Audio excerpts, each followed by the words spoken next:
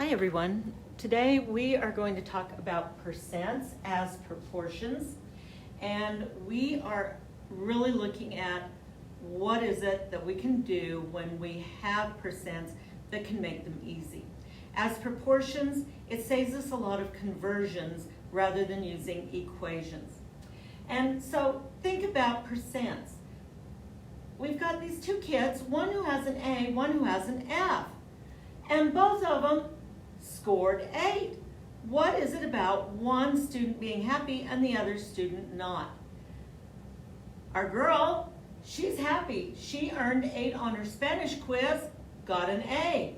Our boy, he earned 8 on his history assignment, he got an F. Same scores, different grades. What could that be? Well, as we've seen over the past, percents matter. Ratios matter. Proportions matter. And so today we're going to talk a little bit about why these could look the same and still be very, very different. Now, as we go through the lesson, make sure that at any point that you need to write something down, you pause and write it down. Or if you need to pause and go back, feel free to do that. So what we're going to talk about today with percentages is kind of a review about that they really are a part to whole relationship. If we use a percent in a proportion equation, we write the percent as a fraction out of 100. So for example, 72% is 72 hundredths per cent, cent being 100, like in centuries, centimeter, cents, and a dollar. In a percent proportion equation, we will always be looking to find one of these three possible missing pieces of information. The percent out of 100, the part, or the whole. Now, it doesn't always have to be set up this same way. We could set it up as the part to the whole equals our percent, and I'm just going to use the symbol percent, out of 100. Now, one thing that I will say is if we are looking for a percent, you do need to make sure that you do put the percent symbol on there. It's a big deal. So part to whole, we've had a lot of experience with. Proportions and solving them, we've had a lot of experience with. And so, as you recall, we have been using cross products. And what that means with cross products is if we multiply diagonally, the products end up being equal to each other. So, I can multiply the part times 100, and it's going to be equal to the whole times the percent. And we can use this to solve for a variable when we have something missing, and we've seen that in proportions. So with that, let's take a look at a few percent problems. So to begin with, we're just going to write a percent proportion that could solve each equation. We aren't going to solve these just yet. We're just going to look at what would it look like. So our first thing says, a survey reveals 252 out of 350 students in the 7th grade like to read. Our question is, what percent like to read? Now, if we are thinking about our proportion, we remember that it is the part to the whole is equal to the percent out of 100.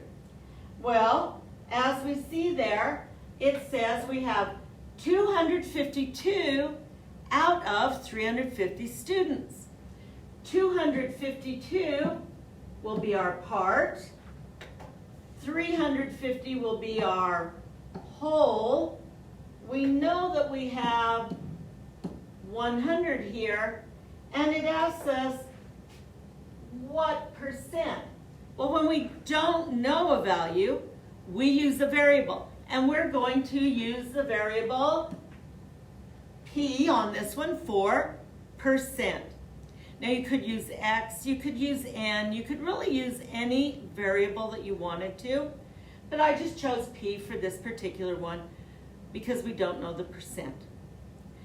Getting the proportion is half the battle. If you have the wrong proportion, it isn't going to work. So let's look at our next one. This one says 72% of the students in the 8th grade like to read. There are 350 students in the 8th grade. How many of these students like to read? A little bit different here. We are going to set up our proportion, and our first bit of information is actually about 72%. 72%. That's 72 out of 100. 72% of the students in 8th grade like to read. There are 350 students in the 8th grade. Our job now is to decide, is that the part or is that the whole? Well, as we read this, it says there are 350 students in the 8th grade. That's the whole 8th grade. Because that's the whole 8th grade, we're going to put 350 here. And what we're missing is how many of these students like to read? Well, we don't know. And so we're going to put a variable there. What variable, you ask? Well, it could be S for students, E for 8th grade, R for readers, or P for part. Or if your favorite variable happens to be X, you could use that. It really can be all sorts of stuff. Now, if you use an S, remember, watch that your S's don't look like 5s. I'm just going to choose R for students who like to read. Okay? Fairly simple, right? And again, remember, if you need to, feel free to pause and write these examples, and pause and go back if you need to. We're going to look at our third example. Third, it says, let's say 72% of the students in 6th grade like to read, and we know that 252 students like to read. How many students are in the 6th grade? Well, our first bit of information, pretty obvious. We have, sorry about that, technical difficulties. We have 72%. Whoa, what do we know? Percent. That is 72 out of 100. And we know 252 students like to read. Okay, so 72% like to read, and 252 students like to read. Remember our proportions where we had our units of this is to this as this is to this? Well, if it's 72% like to read, and that's on top, and 252 like to read, that's going to also go on top. Our question is, how many students are in the 6th grade? So, how many students are in the 6th grade? We don't know. We're looking for the whole 6th grade. And so, we could put here a W for whole. We could put, again, S for students. We could have put an S for 6, or R for reading. But I'm just going to put a W for the whole 6th grade. Pretty nifty, right? And if you happen to look at these, you should kind of see some consistency going on here. Notice on all of these, numbers are very consistent. 252 and 252 are our parts. 350 and 350 were our whole. 72 and 72 were our percent. Think these are all related in that they all kind of have the same numbers? Yes. The point being, you needed to recognize what is what. That this is definitely the part out of the whole. That's something that we've talked about over and over through ratios. All of this is learning to look for the verbiage, the wording, the context. Context is everything. So, go back, look at these, make sure you understand why the numbers were as they were. We're going to move on to a couple of actual percent problems. We're going to write proportion equations to solve the problems.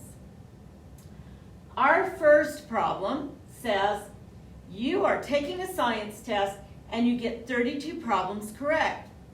Okay, that could be a good thing, that could be a bad thing. Depends on the test. Your grade is 80%. Well, that's a pretty good thing. The question we have is how many questions are on the test? Well, let's see what we know. First off, we're going to write our proportion, which is two equal ratios. We know that it is a percent problem, so we will have something out of 100. Oh, hey, I can see my percent. It says your grade is 80%. I know that 80 will go above the 100. Woo, piece of cake. Now I just got to figure out, is my 32 the part or the whole? You took a science test and you got 32 problems correct. Wow. If you got 32 correct and you got 80%, oh, that 32 correct must be the part. And how many questions were on the test? Oh, this is the whole test. So what I don't know is the whole amount. We have our proportion. We know that we can solve proportions through using cross products. To use cross products, I simply multiply diagonally, just like I showed you on the very first page. When we multiply diagonally, I'm going to look at those products and see what happens. Well, I can multiply these two first or these two first. It doesn't really matter. If I start with these and I multiply W with 80, over here I'm going to multiply 32 with 100. Oh, these are kind of easy. We know that usually we put the number that is multiplying by the variable first. It just feels weird to say W80. It's much easier to say 80W. And hey, 32 times 100, that's easy. Anytime I multiply by 100, I can just put two zeros on the end.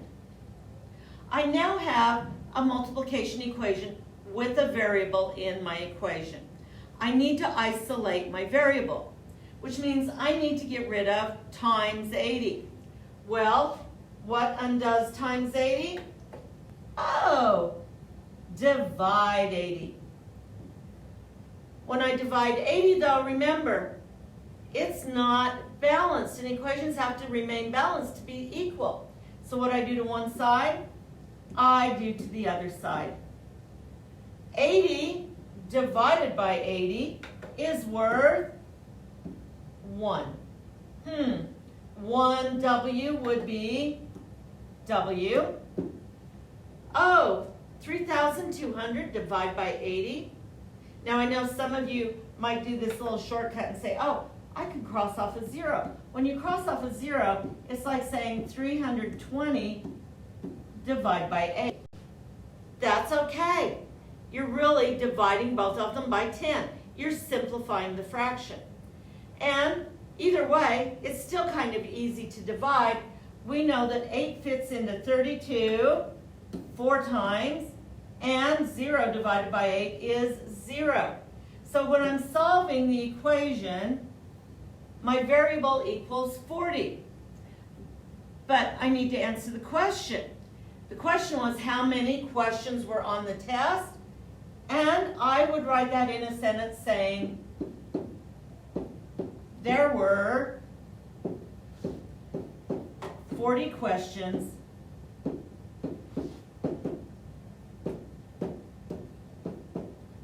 on the test. Now, if you wanted to get fancy, you could say there were 40 questions on the science test, but either way, that's good to go. Depending on, are you asked to write your answer in a sentence or just solve the equation? Pretty simple, right? Okay. Well, we're now going to do just one more. This one is talking about Ashley. Ashley plays on the soccer team. So far this season, she has scored 30% of the times she has shot a goal. If she shoots 15 times today, how many goals should her coach expect her to make? Well, I can spot one really important thing. I can spot 30%. So I'm going to start with my proportion. I know that 30% would be 30 out of 100. I just now need to figure out what that other number over there is.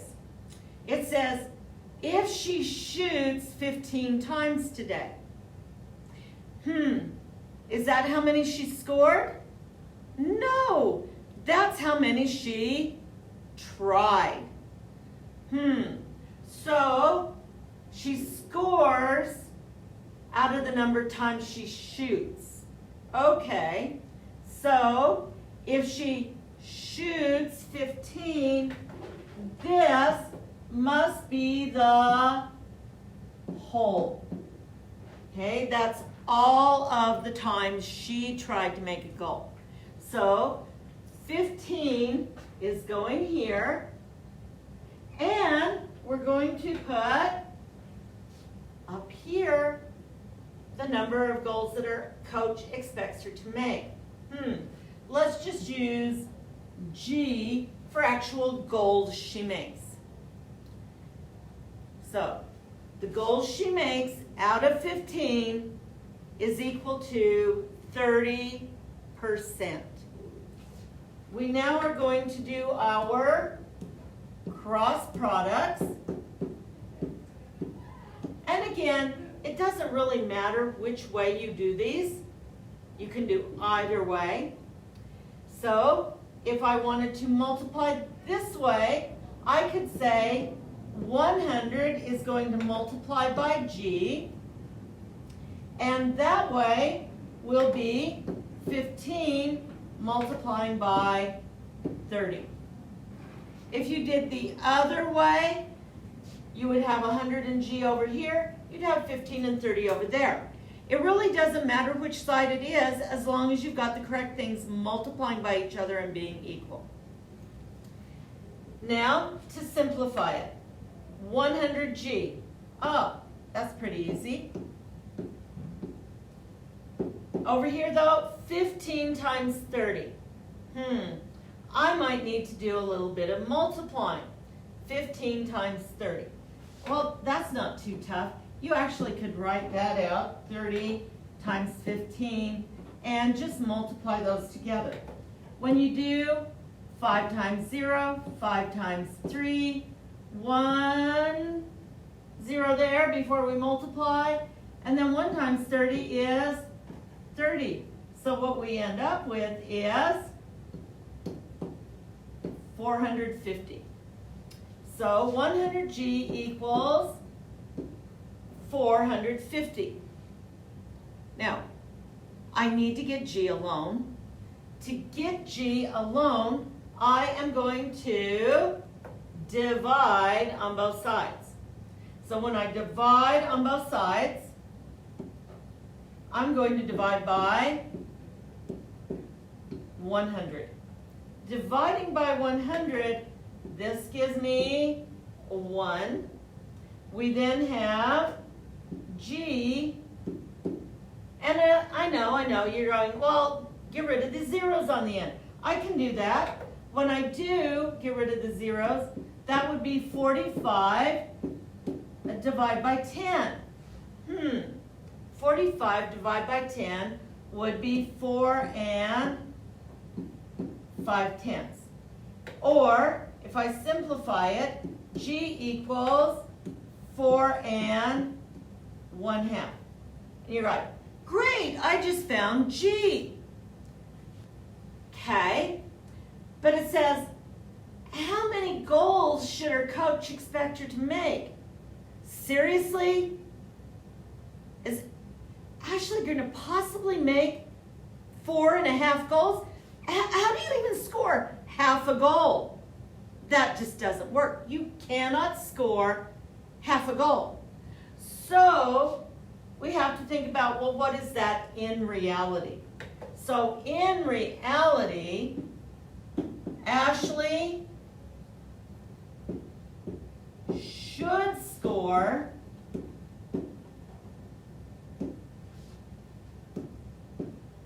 4 goals. Now I know some of you might be going, wait a minute, but that's 4.5. Shouldn't I round it up? You know, you would kind of think that, but not in this instant. If she's not making 4.5, she's definitely not making 5, right? If you can't make that half goal, you can't really round it up. So what you do is you say that she would definitely be expected to make the 4 goals. A little bit different kind of concept. Now there are things that you would round up. This is not one of them. Ashley should score 4 goals, not 5, because she's only expected to do 4.5. So 4, she can make the 5th one, maybe, maybe not. Okay? Any questions? Feel free to look at all the lesson notes that are provided, look at any other examples that are embedded, and go back and watch this little video. I know it's pretty short, but this is after you've already been solving proportions and context and all those other different fun ratios. So until next time, if you need some help, feel free to contact your teachers and let us know how you're doing.